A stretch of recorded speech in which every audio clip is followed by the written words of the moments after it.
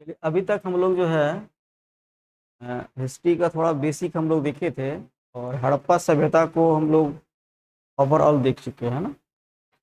तो इसके बाद हम लोग स्टार्ट करते हैं आज, जो बहुत ही इंपॉर्टेंट टॉपिक है। यहाँ से क्वेश्चन तो आपको रहता ही रहता है, चाहे कोई भी एग्जाम आप दे लीजिए, है ना। पीजीटी जो भी आप एग्जाम दीजिए, है ना, और अदर कोई कंपटीशन एग्जाम आपको देना है, तो भी इजीली जो है यहाँ से क्वेश्चन रहता ही रहता है, क्योंकि हमारी प्राचीन सभ्यता का ये रीढ़ है ना। ठीक है, यहीं से स्टार्ट होता है। तो हम लोग आज देखेंगे हम लोग वैदिक सभ्यता को, है ना। वैदिक सभ्यता का बात करेंगे हम लोग। तो एक्चुअली हड़प्पा सभ्यता का काल हम लोग जो देखे थे, कार्बन डेटिंग के अनुसार 2350 बीसी से लेके 1750 बीसी तक का काल जो था वो आपका आपका है। ये हम बात करेंगे 2350, है ना। 2350 बीसी से भी हम लोग बात करते हैं। 50 बीसी टू 750 बीसी, ये आपका जो है हड़प्पा काल का था समय। इसके बाद आप देखिएगा, तो लगभग लगभग देखिएगा, अभी जो वैदिक काल का हम लोग देखेंगे 15 बीसी टू लेंगे हम लोग 600 बीसी तक, है ना, बिफोर क्राइस्ट तक। आप देखिए ये काल आपको दिख रहा होगा, इसके बीच में आप काल देख रहे होंगे, इसके बीच में यदि आप देखिएगा तो लगभग 250 साल, है ना, लगभग 250 ईयर्स का किसी भी तरह से कोई अता पता हमको नहीं मिलता है ना। तो अंधकार युग भी इस वक्त कहा जाता है। करीब 1750 से लेके आप जो 1500 ईस्वी तक आइएगा, तो आपका इस समय में किसी तरह से कोई भी पुरातात्विक साक्ष्य भी नहीं मिलता है हमको, किसी भी तरह से कुछ भी किसी प्रकार का आपका जो है साहित्यिक साक्ष्य भी नहीं मिलता है। तो ये काल एक्चुअली में ये पता नहीं चल पाता है ना। उसके बाद कहा जाता है कि उसके बाद जो है आपका जो है हड़प्पा सभ्यता एक नगरीय सभ्यता थी, और ये क्या होता है आपका समाप्त हो जाता है ना। ठीक है, समाप्त होने के बाद जो है आपका वैदिक सभ्यता का जो आरंभ होता है, ये एक ग्रामीण सभ्यता थी, है ना। यह एक ग्रामीण सभ्यता, तो वही बात यहाँ पे फिर से फंस जाता है कि एक नगरीय सभ्यता पूरा का पूरा कैसे समाप्त हो गया ना। पिछला क्लासेस में हम लोग बताए थे कि हड़प्पा सभ्यता काल के समय में आप देखे होंगे कि भाई हड़प्पा सभ्यता के साथ साथ कितनी सभ्यताएं विकसित हो रही थी। यदि हड़प्पा सभ्यता के साथ साथ हम लोग देखते हैं, तो हड़प्पा सभ्यता के अलावे तत्कालीन समय में लगभग लगभग 5 सभ्यताएं जो हैं वो साथ में चल रही थी। यूरोप में 3 सभ्यताएं थी, और इसके अलावे भी हम लोग बात करेंगे तो आपका एशिया में बात करेंगे, एशिया साइड में भी आपका जो है वो 3 सभ्यताएं थी, है ना, जिसमें से हड़प्पा सभ्यता था। तो यह एक पूर्ण संपूर्ण रूप से नगरीय सभ्यता थी। इसके बाद देखिएगा 250 साल बाद जो है पूरा एक अंधकारमय युग जो है हो जाता है। उसके बाद फिर से एक ग्रामीण सभ्यता का विकास होता है, जिसको हम लोग वैदिक काल कहा जाता है ना। वैदिक काल इसलिए कहते हैं क्योंकि यहाँ पे वेदों की रचना हुआ था, है ना। और वैदिक काल में जो है वेदों की रचना होता है। तो वैदिक काल को भी हम लोग 2 पार्ट में बांटते हैं। एक हो गया ऋग वैदिक काल, इसको हम लोग बोलते हैं पूर्व वैदिक काल। ऋग वैदिक काल इसलिए बोलते हैं क्योंकि पूर्व वैदिक काल में ही ऋग्वेद का रचना हुआ था, है ना। तो पीछे भी हम लोग जब स्रोत हम लोग पढ़ रहे थे साहित्यिक स्रोत में, तो वहां भी इस बात को हम लोग डिस्कस थोड़ा मोड़ा कर चुके हैं, है ना। इसके बाद देखिएगा बीच में जो है करीब 1000 बीसी में आपका क्या होता है, आपका जो है लोहे का आविष्कार होता है। और अंतरेजी खेड़ा, यूपी में एक जगह है अंतरेजी खेड़ा, प्रयागराज पास इलाहाबाद के पास जो है, यहाँ से जैसे ही जो है आपका लोहा का आविष्कार होगा, तो एक जबरदस्त क्रांति आ जाता है ना। तो लौह युगीन संस्कृति यहाँ से स्टार्ट हो जाती है। तो यहाँ से जो है उत्तर वैदिक काल को हम लोग विभाजित कर देते हैं। और उत्तर वैदिक काल में आपको जैसा कि पता है, ऋग्वेद सिर्फ और सिर्फ ऋग्वेद जो है आपका पूर्व वैदिक काल में लिखा गया था। इसके बाद तीनों का तीनों वेद जो है आपका अजुर्वेद, सामवेद, अजुर्वेद और अर्थवेद, तीनों का तीनों जो है आपका उत्तर वैदिक काल में लिखा गया है। तो उसी चीज को हम लोग थोड़ा सा ब्रीफ के रूप में हम लोग देखते हुए चलते हैं कि ये घटनाएं होती कैसे है ना। देखिएगा वैदिक सभ्यता के बारे में बात करेंगे। ऋग वैदिक काल का जो है 1500 बीसी से 1000 बीसी तक का पीरियड है ना। और यहीं पे हम लोग बात कर रहे हैं ना, इसी जगह जो हम लोग डिवाइड करते हैं, डिवाइड करने का सबसे बड़ा रीजन क्या है भाई, रीजन आपको बता दिए, यहीं पे आपका हो जाता है लोहे का आविष्कार। है ना। लोहे का जो यहाँ क्या होता है, आविष्कार होता है ना। ठीक है, तो लोहे का आविष्कार तो हम लोग शुरू से हम लोग पढ़ चुके हैं कि पहला क्या था भाई, पाषाण काल था, है ना।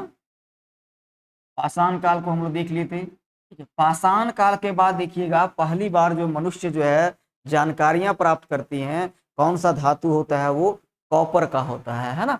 तो कॉपर के बारे में यानी कि ताम्र पाषाणिक, तांबा का हम लोग खोज होता है, इसीलिए हम लोग इसको बोलते हैं ताम्र पाषाणिक काल, है ना, ताम्र पाषाणिक काल। ठीक है, अब तांबा में ही जो है हम लोग क्या मिला देते हैं, तांबा में ही, कॉपर में हम लोग जैसे ही मिलाएंगे टीन को, है ना, टीन को यानी कि एसएन को यदि हम लोग मिला देते हैं, टीन को आप मिला दीजिए कॉपर के साथ, आप यदि एसएन का यूज कर लिए, कॉपर के साथ यदि टीन का यूज कर लिए, तब ये बन जाता है आपका कांसा, है ना। ठीक है, तो कांसा, और कांसा से ही हम लोग बात किए थे कि ये कांस्य युगीन सभ्यता जो है आपका, कांस्य युगीन सभ्यता का डेवलपमेंट होता है, और कांस्य युगीन सभ्यता ही आपका कौन कहलाता है, सभ्यता, हड़प्पा सभ्यता को भी हम लोग क्या बोलते हैं, एक तरह से कांस्य युगीन सभ्यता, है ना। तो ये बातें जो है आप समझ सकते हैं, ये बातें को हम लोग जो बात कर चुके हैं इस पे हम लोग। ठीक है, तो देखिए यही चीज होता है ना, पाषाण के बाद होता है ताम्र पाषाणिक काल, उसके बाद कांस्य युगीन, इसके बाद आता है आपका, देखिए यहाँ फिर आ जाता है आपका लोहे का आविष्कार, है ना। जैसे ही लोहे का आविष्कार होता है तो उत्तर वैदिक काल आपका क्या हो जाएगा, लौह युगीन काल, है ना। ये हो जाएगा आपका लौह युगीन काल, है ना। अब इस चीज को थोड़ा सा समझिएगा आप कि जैसे ही लौह, देखिए तांबा क्या है, एक तरह से बोल सकते हैं एक बहुत ही बोल सकते हैं बहुत ही मुलायम धातु है ना। तो मुलायम धातु है, तो इससे हम लोग बड़ा बड़ा कार्य नहीं कर सकते थे, ना ही हल जोत सकते थे, ना ही हम लोग तलवार बना सकते थे, ना ही आप किसी तरह से पेड़ पौधा वगैरह, मान लीजिए कि आपका जगह जो है विकास करना हो, है ना। जैसे कि जन था, है ना, अभी हम लोग बात करेंगे कि जन कैसे होता है, फिर आपका जो है आपका जनपद कैसे आता है, फिर महाजनपद कैसे कन्वर्ट होता है ना। महाजनपद को भी हम लोग देखेंगे। तो पहले हम लोग देखते हैं यहाँ पे, यदि बात कीजिएगा आप, तो देखिए ऋग वैदिक काल में, है ना, तो ऋग वैदिक काल में भी हम लोग बात करेंगे, तो ऋग वैदिक काल में क्या होता है, पाषाणिक काल के बाद, है ना, पाषाणिक काल के बाद हम लोग बताए थे कि वहां पे जो है आग वगैरह का आविष्कार हो जाता है पूरा पाषाण काल में ही। तो धीरे धीरे लोग शिकार करने लगते हैं, शिकार करने से क्या होता है, जानवरों की कमी हो जाती है, और कमी हो जाने के बाद धीरे धीरे लोग जंगल का फल फूल पे डिपेंड करने लगते हैं। लेकिन ये कब तक चलेगा, सिस्टम क्या है, आवश्यकता आविष्कार की जननी है, आप लोग बचपन से पढ़ते आ रहे होंगे। तो आवश्यकता, अब हमको आवश्यकता हो गया भाई, हमको अब ऐसा चाहिए कि हमको ऐसा जानवर चाहिए कि हम उसको पाल सकें और मार के खा सकें, दौड़ दौड़ के हम लोग काम नहीं करें, है ना। ठीक है, तो ऐसे क्या हुआ कि भाई हम लोग जो है ना पालतू जानवर जो है बकरी वगैरह गाय वगैरह जो है पालना स्टार्ट कर दिए, है ना। लेकिन इससे भी हमारा काम नहीं चल रहा था, तो धीरे धीरे और भी खत्म होते गया। तो धीरे धीरे लोग जो है ना कृषि की ओर घूमे। तो जैसे ही आपका आता है नवपाषाण काल, तो लोग कहाँ घूम जाते हैं, कृषि ओर, मतलब अस्थायी रूप से कृषि करना वहां से क्या हो जाता है, स्टार्ट हो जाता है। और जैसे ही वहां से स्थायी रूप से कृषि करना स्टार्ट होगा, तो कृषि तो मतलब क्या होगा, जैसे ही कृषि करने का मतलब हो गया, तो इसका मतलब हो गया कि वो लोग क्या करेंगे भाई, स्थायी रूप से बसने लगेंगे ना। जैसे ही अस्थायी रूप से बसेंगे, तो वही हो जाता है आपका छोटा छोटा कबीला के रूप में बसेंगे, है ना, छोटा छोटा कबीला के रूप में बसेंगे। मान लीजिए यहाँ पे छोटा कबीला हो गया, छोटा कबीला हो गया, इसी को हम लोग बोल दिए जन, है ना, इसी को हम लोग बोल दिए जन। और जैसे ही लौह युगीन काल में लोहा का आविष्कार होता है, तो आज नहीं, ये प्रकृति का ही रूल है कि भाई बड़ी मछली छोटी मछली को खाती है ना। तो यही रीजन है यहाँ पे कि भाई ये जन जो जन ताकतवर हुआ, जिसके पास लोहा आ गया, जिसके पास औजार आ गया, जिसके पास लड़ने की शक्ति आ गया, है ना, तो वो क्या करेगा भाई, जन जन को मिलाना स्टार्ट करेगा, है ना। लालच बढ़ जाता है ना कि भाई उसको से उस जन को मिला लेते हैं, थोड़ा मेरा बड़ा साम्राज्य हो जाएगा और ज्यादा पैसा आएगा, है ना। नहीं होता है गांव घर में या कहीं भी कि भाई पैसा आ गया तो पैसा कहीं लगा दीजिए, चाहे कुछ कर दीजिए, पैसा से ही पैसा आता है। इसी तरह जन जो ताकतवर जो था, वो सोचा कि भाई एक दो जन को और बढ़ाएंगे और बढ़ाएंगे, इस तरह बढ़ते बढ़ते क्या हो गया, जनपद हो गया, है ना। तो अभी हम लोग जनपद तक ही सीमित रहेंगे, इसके बाद हम लोग जाएंगे जब 16 जनपद में जाएंगे, महाजनपद में जाएंगे हम लोग, है ना, 16 महाजनपद है उसी में जाएंगे, है ना। तो पहले हम लोग देख लेते हैं इस चीज को, है ना। तो यहाँ तक हमको लगता है आपको क्लियर हो गया होगा। तो अब हम लोग आगे यहाँ से बढ़ते हैं। देखिए यहाँ पे, है ना, ऋग वैदिक काल में हम लोग बात करेंगे भाई। ये था, ये तो डेट आपको याद हो गया होगा। देखिए वैदिक सभ्यता की बात कीजिएगा, वैदिक कल्चर का हम लोग बात करते हैं, तो आर्यों द्वारा विकसित ग्रामीण सभ्यता थी। इस पॉइंट को ध्यान ध्यान रखिएगा। ये आर्यों द्वारा जो विकसित कैसी सभ्यता थी भाई, तो ये एक तरह से बोल सकते हैं रूरल सिविलाइजेशन था, ग्रामीण सभ्यता था। कहा जाता है कि इसके मूल निवासी कहाँ के थे, कहा जाता है इसके मूल निवासी जो है मध्य एशिया से आए थे, है ना। मैक्स मूलर के अनुसार बोला जाता है, और सर्वाधिक मान्य भी यही है आपका, है ना। सर्वाधिक जो मान्य है, आप बुक में पढ़िएगा, तो सर्वाधिक मान्य जो है आपका यही माना जाता है ना। सेंट्रल एशिया से आए थे। अब सेंट्रल एशिया के बारे में यदि हम बात करेंगे, तो सेंट्रल एशिया को देख लीजिएगा, इस क्षेत्र में, है ना, ये हो गया अपना प्यारा भारत, है ना, ये हो गया, है ना। यहाँ से आइएगा तो ये हो जाएगा आपका पाकिस्तान, अफगानिस्तान, ईरान, इराक, है ना। इसके ऊपर जाइएगा तो ये इलाका, है ना, ये इलाका देखिएगा, किर्गिस्तान वगैरह हो गया, है ना, किर्गिस्तान, है ना, किर्गिस्तान हो गया, तजाकिस्तान हो गया, तुर्कमेनिस्तान हो गया, है ना। ये सब जितने भी 5 देश हैं मध्य एशिया में, तो कहा जाता है कि मध्य एशिया से जो है, मैक्स मूलर के अनुसार जो है, मध्य एशिया से आपके जो है आर्य लोग आए थे, है ना। तो आर्यों के द्वारा जो है विकसित किया गया सभ्यता था, ठीक है। आर्य का मतलब होता है, कभी कभी ये भी क्वेश्चन आप जान लीजिएगा, आर्य का मतलब होता है श्रेष्ठ, है ना। आर्य का मतलब होता है श्रेष्ठ, आर्य का मतलब होता है महान, आर्य का मतलब होता है जबरदस्त बुद्धि वाला, है ना। तो आर्य जो है, आर्य का मतलब ही कभी कभी आपसे पूछ देता है ना, ठीक है। तो आर्य का मतलब जो आपको ध्यान रखिएगा, है ना, ठीक है। ये देखिए सर्वप्रथम पंजाब एवं अफगानिस्तान में सिंधु के आसपास ये निवास करने आते हैं। First residence around Indus in Punjab and Afghanistan. Starting का बात कीजिएगा तो स्टार्टिंग में देखिएगा आप, तो यहाँ देखिएगा मध्य एशिया से, है ना। अभी हम फिगर में जाए, यहाँ पे नोटबुक यहाँ से ले सकते हैं ना। यहाँ आइएगा तो ये आपका जो है वो पाकिस्तान है ना। यहाँ आइएगा तो ये आपका अफगानिस्तान दिखेगा, ये आपका ईरान दिखेगा, है ना, और ये आपका जो है इराक दिखेगा ना, ये इराक, और ये आपका जो हो गया बीच वाला जो हो गया मध्य एशिया, है ना, ठीक है। यहाँ से देखिएगा आप, यदि समझने की कोशिश कीजिएगा यहाँ से, तो यहाँ से जो है आपके, यहाँ से एक्चुअली में आर्य आते हैं ना। मैक्स मूलर के अनुसार हम लोग बात करते हैं कि आर्य जो है यहाँ से आते हैं, इस रास्ता को पकड़ते हैं, इस रास्ता को पकड़ते हुए आते हैं। यहाँ आपको पता है कि ये वाला इलाका जो है अभी का, और ये इलाका पूरा पहले का, है ना, जब 1947 से पहले, ये पूरा का पूरा इलाका जो था, और ये सिंध वाला इलाका है ना। ये पूरा इलाका यदि बात कीजिएगा, ये पूरा इलाका आपको आता है, ये पूरा इलाका जो है आपका, ये पूरा इलाका जो है, ये पूरा इलाका पंजाब इधर है, और ये आपका जो है सिंध है, हाँ? तो स्टार्टिंग में जो आर्य आए थे, है ना, ऋग वैदिक काल के समय में आर्य आए थे। तो ऋग वैदिक काल के समय में जो है, ऋग वैदिक काल के समय में, क्योंकि आपको पहले से पता है कि ऋग वैदिक काल के समय में किसी भी तरह से कोई जबरदस्त तरीका से औजार या बोल सकते हैं मेटल या धातु जो है विकसित नहीं हुआ था, है ना। तो इसके आगे बढ़े नहीं थे ये लोग, इसके आगे बढ़ने के लिए इस जगह को सफाई करना होता है ना, तो सफाई नहीं कर पा रहे थे ये लोग, इसी जगह पे यहाँ पे ये लोग बस गए थे, है ना। तो पहले बार जब आते हैं, ये हो गया अफगानिस्तान, है ना, तो अफगानिस्तान तक और पंजाब तक ये पूरा का पूरा इलाका जो होता है, तो ऋग वैदिक काल के समय में, या बोल सकते हैं पूर्व वैदिक काल के समय में, पूर्व वैदिक काल के समय में,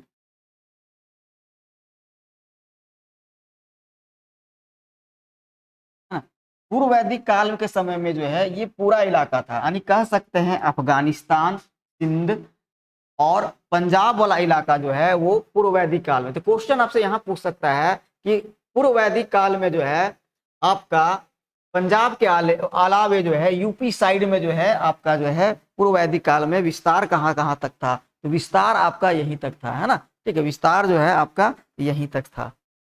अब देखिए इनकी भाषा जो थी ना, इनकी भाषा का यदि बात करेंगे तो इनकी भाषा जो थी वो संस्कृत थी, है ना। इनकी भाषा जो थी वो क्या थी, संस्कृत थी, है ना। इनकी भाषा क्या थी, वो संस्कृत थी, है ना। अब देखिए हम लोग बात करेंगे थोड़ा सा ऋग वैदिक काल के बारे में। और ऋग वैदिक काल के बारे में लोग बात करेंगे कि यहाँ की राजनीतिक व्यवस्था कैसा था और यहाँ का प्रशासनिक व्यवस्था कैसा था, है ना। राजनीतिक व्यवस्था के बारे में बात करेंगे तो प्रशासनिक में देखेंगे हम लोग, तो प्रशासन में देखिए सबसे बड़ा क्या होता था, एक स्टेट होता था, एक राष्ट्र होता था, जो एक सबसे बड़ी इकाई थी, है ना। जो क्या थी, एक सबसे बड़ी इकाई थी, है ना।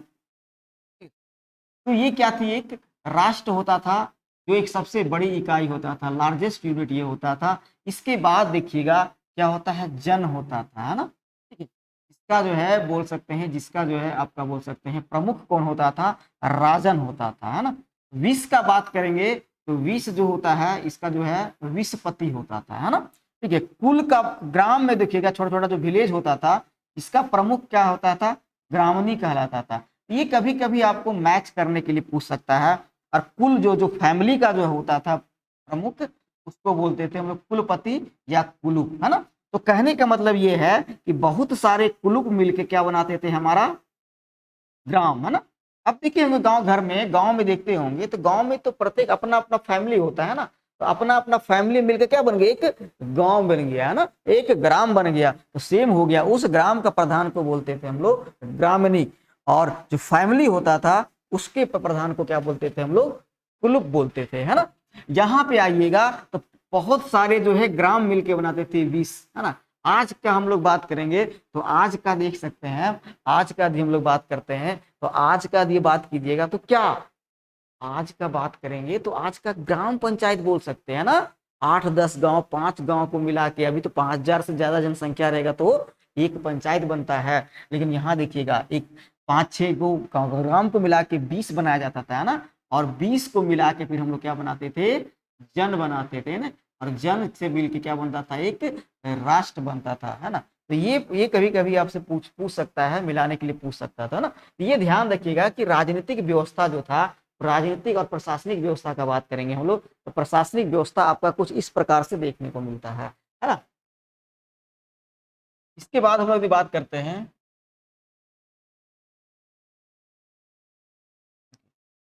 कुछ प्रमुख अधिकारी। यहाँ से बहुत इंपॉर्टेंट क्वेश्चन है, यहाँ से कभी कभी आपको बन जाता है क्वेश्चन, है ना।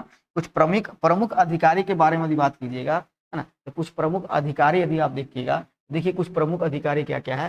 प्रमुख अधिकारी देखिए, धार्मिक अधिकारी, है ना, मतलब धर्म पाठ पूजा पाठ जो होता था यहाँ पे, तो धार्मिक अधिकारी यहाँ पे कौन कौन होते थे, है ना। देखिए धार्मिक अधिकारी बताए थे हम कि पुरोहित यहाँ पे होता है ना। ये जो है पुरोहित होते हैं ना, पुरोहित होते हैं यहाँ पे, जो रिलीजियस ऑफिसर के रूप में काम करते हैं ना। तो यहाँ देखिएगा दो तरह के आपके थे, एक थे वशिष्ठ थे आपके जो है देखने को मिलता है, अभी हम लोग आगे देखेंगे युद्ध भी होता है वशिष्ठ और विश्वामित्र मित्र के साथ, दशराग्य युद्ध, है ना। दशराग्य युद्ध भी होगा इन लोगों के बीच में, है ना। तो इन लोगों के बीच में आपका जो है दशराग्य भी युद्ध होता है, उसके बारे में भी हम लोग समझेंगे। लेकिन देखिए यहाँ पे देखिएगा वशिष्ठ और विश्वामित्र दोनों में क्या कभी कभी डिफरेंस आपका पूछता है कि वशिष्ठ जो थे रूढ़िवादी थे, कंजर्वेटिव थे, और विश्वामित्र जो थे वो उदारवादी थे, मॉडरेट थे। कहने का मतलब ये है कि वशिष्ठ जो थे वो परंपरावादी थे, यानी पुराने विचारों पे जो भी चल रहा है, पुराना संस्कृति है, समाज जो भी है, उसमें के वो चेंजिंग नहीं चाहते थे, है ना। और जो विश्वामित्र थे उदार प्रकार के थे, जो समय से जो चल रहा है उसको एडेप्ट करने तक करते जाना, है ना। आज सिंपल समझिए, आज हम लोग जो है आप देख रहे होंगे कि हम लोग जो पढ़ाई कर रहे हैं अभी, ये डिजिटल टेक्नोलॉजी है ना। और एक जो है बहुत मतलब टेक्नोलॉजी जो है, मतलब कि मान के चलिए पेंसिल वगैरह से जो है, या किसी तरह से जो चौक वगैरह से जो पढ़ाई होता है ना, एक वो पढ़ाई था। तो आज समय के साथ आपको चेंज करना है। लेकिन वशिष्ठ साहब बोलते थे नहीं भाई, हम जो पुराना धर्रा जो है, वही पेंसिल वाला जो धर्रा है या फिर चौक वाला धर्रा है, उसी से लेकर पढ़ेंगे हम अपने आप को चेंज नहीं करना चाहते हैं ना। ये दोनों को विचारधारा अलग अलग था, तो ये दोनों विचारधारा आप समझिएगा, आगे जाके देखिएगा। देखिए गुप्तचर व्यवस्था बहुत जबरदस्त था, है ना। अपना अपना सब गुप्तचर रखते थे, और गुप्तचर को हम लोग बोलते थे स्पस, है ना। गुप्तचर जो व्यवस्था थी उसको बोलते थे स्पस, है ना। इसको और बहुत अच्छा अच्छा तरीका से आपको समझना है तो आजकल आजकल जो है एक टीवी में जो है संसद टीवी का नाम सुने होंगे आप लोग, हाँ। संसद टीवी में जो है बहुत अच्छा सीरियल आ रहा है, इस चीज को भी आप देख सकते हैं, वहां पे पूरा विजुअलाइज तरीका से आपका पूरा का पूरा दिखाया गया है, तो उस चीज को समझिएगा।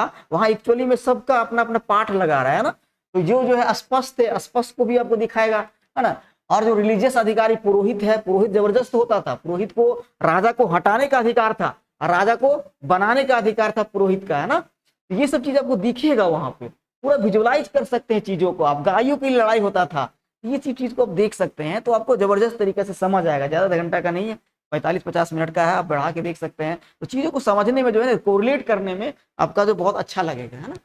यहाँ देखिए कि दुर्गपति के बारे में हम लोग बात कर रहे हैं। तो दुर्गपति क्या होता था, मतलब कि दुर्गपति मतलब कि जो है आपका किला का जो है पति कौन होता था भाई, ये होता, इसको क्या बोलते थे हम लोग, पूरब बोलते थे, है ना। ये ध्यान रखिएगा। चारागाह होता था, है ना, गायों को चराने के लिए जो होता था वो चारागाह होता था, है ना। चारागाह होता था, अपना अपना गांव में अपना अपना जगह है, फिर उसके लिए एक अधिकारी नियुक्त किया जाता था, है ना। उस अधिकारी को हम लोग बोलते थे गोचर भूमि का अधिकारी, है ना। चारागाह या गोचर भूमि के अधिकारी को हम लोग बोलते थे वाजपति। ये बहुत अच्छा क्वेश्चन है, पूछा जाता है कभी कभी, है ना। ठीक है, तो चारागाह के लिए भी हम लोग अधिकारी रखते थे, जिसको हम लोग बोलते थे वाचपति, है ना। पुलिस या अपराधी पकड़ने के लिए जो होते थे उसको हम लोग बोलते थे उग्र या उग्रा, है ना। ये बात आप ध्यान रखिएगा, है ना, ये चीज को आप ध्यान रखिएगा। अब देखिए सूत, रथकार तथा कमादी वगैरह भी जी होते थे, और ये पूरा का पूरा मिला के जो है इस प्रकार जो कार्य करने वाले होते थे उसको बोलते थे रत्नी, है ना, रत्नी, है ना। ये जो थे सूत, रथकार थे, बढ़ई थे, जितने भी ये सब जो काम करने वाले थे, ये सब मिला के 12 होते थे, जिसको हम लोग बोलते थे रत्नी। तो कोई पूछता है रत्नियों की संख्या कितना था, तो रत्नियों का संख्या कितना था भाई, 12 था ये, है ना। ये बात को आप ध्यान रखिएगा। इसमें देख सकते हैं सर्वाधिक महत्वपूर्ण जो व्यक्ति होता था, है ना, सर्वाधिक महत्वपूर्ण जो व्यक्ति था, सर्वाधिक महत्वपूर्ण का यदि बात कीजिएगा तो यहाँ देखिएगा पुरोहित होता था और सैनिक, है ना, मोस्ट इंपॉर्टेंट। ठीक है, पंडित और क्या होता था आपका, सोल्जर होता था। कहीं भी इसमें देखिएगा कहीं भी न्यायिक अधिकारी का उल्लेख नहीं किया गया है ऋग्वैदिक काल में, है ना। तो इस बात को आप ध्यान दीजिएगा ना, ये बहुत बहुत इंपॉर्टेंट है। कहीं भी आपका जो है न्यायिक अधिकारी के बारे में बात नहीं किया गया। क्यों भाई, क्योंकि राजा ही जो होता था वही एक तरह से बोल सकते हैं न्यायिक का काम करता था, इसलिए स्पेशल कोई न्यायिक अधिकारी के बारे में उल्लेख नहीं किया गया है। आगे आते हैं हम लोग, ये बहुत इंपॉर्टेंट है, सभा एवं समिति, है ना। ये जो आपका क्वेश्चन पूछता है सभा एवं समिति, है ना। ठीक है, तो यहाँ जो है बैठकी जो होती थी वे उसके लिए तो है एक समिति बनता था, तो एक सभा होता था और एक समिति होता, जो लोग बैठते थे वहां से बातें करते थे, क्या हो सकता है क्या नहीं हो सकता है। तो सभा पूछता है कभी कभी, सभा किस प्रकार के लोग यहाँ पे सभा में बैठते थे, और समिति का यदि हम लोग बात करेंगे तो समिति में किस प्रकार के लोग बैठते थे, है ना। तो सभा से नाम से ही पकड़ लीजिए, है ना। सभा का बारे में हम लोग बात करेंगे, देखिए यहाँ पे लोग बैठे हुए हैं, सभा का हम लोग बात करेंगे। ठीक है, तो सभा का भी हम लोग बात करते हैं।